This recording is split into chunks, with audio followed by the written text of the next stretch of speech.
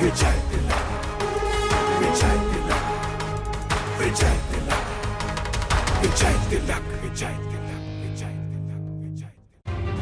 तिलक। तिलक इस वक्त की बड़ी जानकारी आपको दे दे, जौनपुर से है। मारपीट मामले में सपा प्रत्याशी शैलेंद्र यादव ललई पर केस दर्ज हुआ है, ये बड़ी खबर बता रहे हैं। निषाद पार्टी के प्रत्याशी रमेश सिंह और उनके समर्थकों पर भी केस दर्ज हुआ है, ये बड़ी खबर आपके सामने हम रख रहे हैं। जौनपुर से है। शाहगंज कोतवाली में दोनों प्रत्याशियों के खिलाफ केस दर्ज हुआ है, ये बड़ी खबर इस वक्त की है। लगातार वोटिंग सुबह से हो रही है। शाहगंज क्षेत्र में 2 दिन पहले हुई थी दोनों पक्षों में भिड़ंत, उसी मसले पर यह कार्रवाई। चंदौली से दूसरी बड़ी खबर है। सकलडीहा के महेवा मतदान केंद्र पर वोटिंग कम हो रही है, ये जानकारी है, ये बड़ी खबर यहाँ चंदौली से आपको दे रहे हैं। सकलडीहा के महेवा मतदान केंद्र पर वोटिंग कम, ये जानकारी है। बूथ पर लोगों की मौजूदगी है, लेकिन गुस्से में लोग दिखाई दे रहे हैं। नाराजगी यहाँ पर जाहिर कर रहे हैं लोग अपने मसलों को लेकर। महेवा बूथ पर सुबह से अब तक 20 वोट पड़े हैं महज, ऐसी जानकारी वहां से निकल रही है। विकास कार्य नहीं होने से ग्रामीण यहाँ के बेहद नाराज हैं और कहा यह जा रहा है कि जब तक विकास के मुद्दों पर बात नहीं होगी वोटिंग नहीं होगी। सर, ये 2015 से 2020 तक के कार्यकाल में प्रधान के कोई भी महेवा गांव का विकास नहीं हुआ है। अब पैसा जो है शौचालय का, स्ट्रीट लाइट, ग्रीन लाइट और ये इंटरलॉकिंग वगैरह, नाली का निर्माण, माने सारा पैसा जो है कोरे कागज। तो देखिए, चंदौली से लोगों की नाराजगी आपने देख ली, लेकिन चंदौली में क्या है आंकड़े अब तक के, वो भी आपको दिखा देते हैं। कौन सी विधानसभा सीट पर क्या हाल है, कितना मतदान हुआ, ये देख लीजिए। मुगलसराय में 8% मतदान, 9 बजे तक के ये आंकड़े हैं। सकलडीहा की अगर हम बात करते हैं, यहाँ पर 6% मतदान है। सैयद राजा की बात करें, यहाँ पर 8% मतदान, जबकि चकिया विधानसभा सीट पर मतदान देखें तो यहाँ पर भी 8% मतदान अब तक हो चुका है।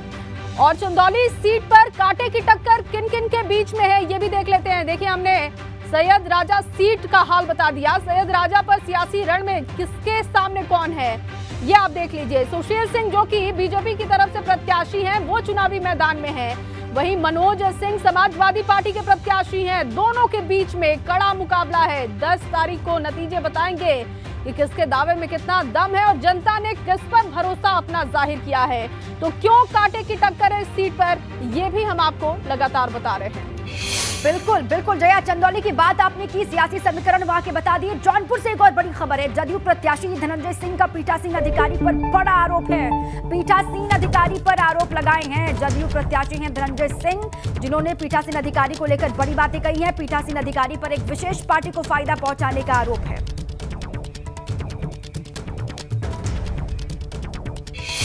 तो लगातार अपडेट्स हम आपको बता रहे हैं और चलिए अब रुक करते हैं शैलेश का। शैलेश भी हमारे साथ बने हुए। शैलेश, जिस मतदान केंद्र पर आप खड़े हैं वहां पर किस तरीके का माहौल है, कितना उत्साह लोगों में नजर आ रहा है? अवधेश, देखिए, इस समय हम लोग आजमगढ़ के डीएवी इंटर कॉलेज में जो मतदान केंद्र वहां पर मौजूद है। मतदान के लिए लोग तो बड़े उत्साह में आ रहे हैं, लेकिन यहाँ पर एक अलग सी तस्वीर दिख रही है। तमाम ऐसे लोग हैं जिनका नाम उन्हें वोटर लिस्ट में दिखा, लेकिन जब वोट डालने आए तो उसके आगे डिलीटेड लिखा हुआ था, यानी वो अपना वोट नहीं डाल पा रहे, परेशान है। एक ही परिवार में पता लग रहा है कि कई लोग का नाम है, उन्होंने वोट डाला, और कई लोग हैं जिनके नाम के आगे उसी परिवार के लोग जो सालों से यहाँ वोट डालने डिलीट हो गया है। बात करते हैं इन लोगों से और जानते हैं कि क्या कहना चाहते हैं। बिल्कुल देखेंगे जी। क्या नाम है आप? मेरा नाम सुधीर रंजन है। मैं पिछले कई सालों से वोट डालता आया हूँ, लेकिन इस बार जब वोट डालने आया तो पीठासीन अधिकारी ने कहा कि आपके वोट लिस्ट में डिलीटेड लिखा हुआ है, इसलिए आप वोट नहीं दे सकते हैं। मैंने दिखाया उनको कि भाई देखिए, मेरा पहले से भी नाम है, और एक हफ्ते पहले जब मेरे यहाँ हमारे BLO आए थे तो उन्होंने जो लिस्ट दी उसमें भी मेरा नाम है, जिसमें डिलीटेड नहीं दिखाया गया। ये आप देख सकते हैं लिस्ट, मैंने फ़ोटो खींच करके रख ली थी उस समय अपनी जानकारी के लिए कि मेरा 201 नंबर बूथ है और 320 मेरा वोटर क्रमांक है। तो अब नाम नहीं है, वोट नहीं डाल पा रहे हैं जी। अब मैं जा रहा हूँ तो परिवार के जो बाकी लोग हैं उनका क्या, उनका नाम है, वो वोट डाल पाए या नहीं? नहीं, मेरे परिवार के और लोगों का नाम है, वो वोट डाले हैं, लेकिन मेरा ही नाम बस उसमें से हटाया गया है। अब ये क्यों किया गया, और मैं एक सरकार से गुजारिश करना चाहता हूँ कि हर BLO जो इसके लिए जिम्मेदार है और एक नियम बनाए कि आगामी आने वाले इलेक्शंस में लोकतंत्र की हत्या न हो सके। जी, लोकतंत्र की हत्या न हो सके, एक क्रिमिनल ऑफेंस या एक दंड मिले। और लोग भी ऐसे मौजूद हैं। क्या नाम है? अशोक कुमार। आप भी वोट नहीं डाल पा रहे? नहीं डाल पा रहे, सुबेरे से परेशान हैं हम। क्यों, क्या बताया जाए? देखिए बीएलओ लोग सब सारे रसीद मेरे पास हैं और मुझको कई बार दौड़ना पड़ा अंदर। वो कह रहे हैं कि मैं अपनी नौकरी नहीं गंवाऊंगा, जबकि मेरे पास आधार कार्ड है और ये आपका आरडी प्रूफ है। और इसके बाद बीएलओ ने लिख के भी दिया, फार्म 7 भी देखिए भरा गया है, लेकिन इसके बाद भी अधिकारी नहीं मान रहे हैं। हाँ, यहाँ पर देखिए अवधेश, ये 2 लोग नहीं है, और भी एक भाई साहब अभी आए हैं, वो भी यही शिकायत कर रहे हैं। आपका नाम? नितिन कुमार अस्थाना मेरा नाम आपका है। भी नाम नहीं है लिस्ट में? मेरा नाम लिस्ट में भी नहीं है और मैंने 5 महीने में 2 बार भर के दी हुई है फॉर्म। मैंने 2 बार बिल्कुल अपने बीएलओ को शैलेश, ये दिया हुआ बहुत था। गंभीर मामला है और ऐसे में जो लोगों की मांग है उस पर संज्ञान तो लेना ही चाहिए निर्वाचन आयोग को। आगे बढ़ते हैं, मिर्जापुर की बात कर लेते हैं। मिर्जापुर में लोक गायिका पद्मश्री अजिता श्रीवास्तव ने भी मतदान किया।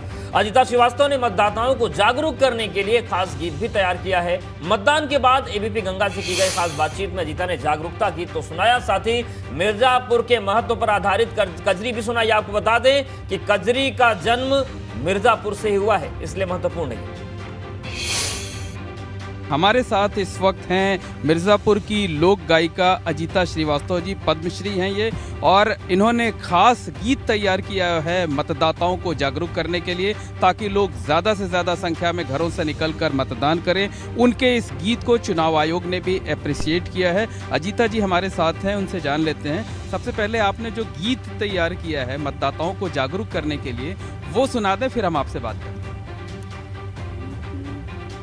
रघुपति राघव राजा राम, आओ चले सब करे मतदान।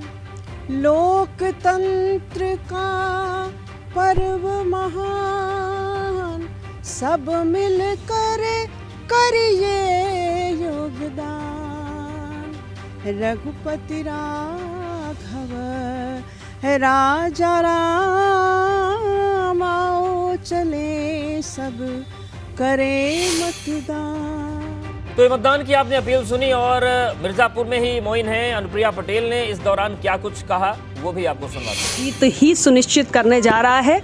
पिछले 5 वर्षों में जो यहाँ पर राज्य की सरकार रही और पिछले 8 वर्षों में मेरा जो दूसरा कार्यकाल है, भारत सरकार की जो तमाम विकास की परियोजनाएं यहाँ पर आई, उसको देखते हुए मिर्जापुर का मतदाता बहुत उत्साहित है और एनडीए गठबंधन के प्रत्याशियों के पक्ष में जबरदस्त मतदान हो रहा है। स्थानीय कौन से मुद्दे हैं जिसपे जनता यहाँ की वोट करे?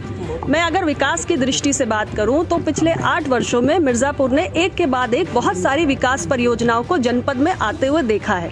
चाहे बाढ़ सागर परियोजना का शुभारंभ हो, चाहे मिर्जापुर में मेडिकल कॉलेज का निर्माण हो, केंद्रीय विद्यालय का निर्माण हो, पासपोर्ट ऑफिस की स्थापना हो, एनएच की 4 लेनिंग हो, जल जीवन मिशन की शुरुआत हो, या सोलर प्लांट जो 75 मेगावाट्स का यहाँ पर माननीय प्रधानमंत्री जी के करकमलों से शुरू हुआ। तो ये तमाम विकास की जो गंगा है इस जनपद में पहुंची है और इसलिए हमारा वोटर उत्साहित है और एनडीए के गठबंधन के प्रत्याशियों को जिताने जा रहा है। तो केंद्रीय मंत्री और अपना दल की अध्यक्ष अनुप्रिया पटेल को आप सुन रहे थे। जौनपुर से बड़ी खबर है, बदलापुर के बूथ संख्या 116 पर फर्जी वोटिंग की खबर है। बड़ी जानकारी आपके सामने रख रहे हैं, जौनपुर के बदलापुर से है, जहां पर बूथ नंबर 116 पर फर्जी वोटिंग की खबर पीठासीन अधिकारी पर सपा ने आरोप लगाए हैं। ये बड़ी खबर है, समाजवादी पार्टी के कार्यकर्ता आरोप लगा रहे हैं। समाजवादी पार्टी के ट्विटर से ट्वीट करके आरोप लगाया गया है। ये बड़ी जानकारी आपके सामने हम रख रहे हैं बदलापुर से। और इसके अलावा जौनपुर के केराकत के कई बूथ पर पीठासीन अधिकारी पर गंभीर आरोप लगाए जा रहे हैं और भाजपा कार्यकर्ताओं ने देखिए यहाँ पर पीठासीन अधिकारी को लेकर कई बातें कही हैं। मतदाताओं को मतदान करने से रोकने का पीठासीन अधिकारी पर आरोप है। ये बड़ी जानकारी आपके सामने है। देखिए कई बूथों पर भाजपा भी आरोप लगा रही है। अब मऊ से बड़ी खबर है, मऊ में पुलिस हिरासत में एक और युवक मतदान कर्मी के रूप में काम कर रहा था, पिता की जगह पर ड्यूटी कर रहा था युवक, ऐसी जानकारी है। और सदर क्षेत्र के संस्कृत महाविद्यालय का हो सकता है पाठशाला का ये पूरा मामला है। बड़ी जानकारी आपके सामने हम रख रहे हैं। मऊ से ये खबर है कि पिता की जगह पर ड्यूटी कर रहा था युवक और फिर अब उसको हिरासत में लिया गया है। देखिए तस्वीर भी आपको हम दिखा रहे हैं। पुलिस हिरासत में एक और युवक यहाँ पर आ गया है। मऊ में भी लगातार सुबह से हो रही है वोटिंग और तमाम ऐसी खबरें भी सामने आ रही है। एक्सक्लूसिव तस्वीरें आपके सामने हम रख रहे हैं। ये मतदान केंद्र की तस्वीर है जहां पर युवक अपने पिता की जगह पर ड्यूटी करने के लिए पहुंचा। फिर उसके बाद जब जानकारी लगी, पता चला, तो फिर पुलिस ने हिरासत में लिया है। तस्वीर आपके सामने हम रख रहे हैं। लगातार वोटिंग के लिए लंबी लंबी कतारें, उसी बीच में ऐसी भी तमाम खबरें हैं।